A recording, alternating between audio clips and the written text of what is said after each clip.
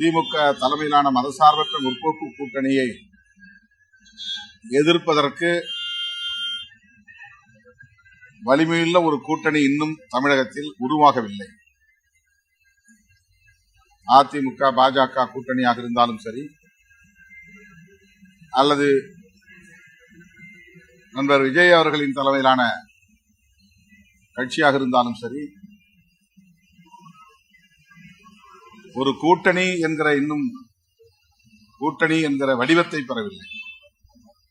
திமுக தலைமையிலான மதசார்பற்ற முற்போக்கு கூட்டணிக்கு எதிரான வதந்திகளை பரப்பிக் கொண்டிருக்கிறார்கள்.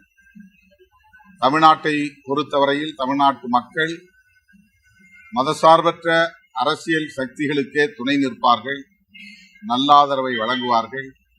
மீண்டும் திமுக தலைமையிலான மதசார்பற்ற முற்போக்கு கூட்டணியை மாபெரும் வெற்றி பெற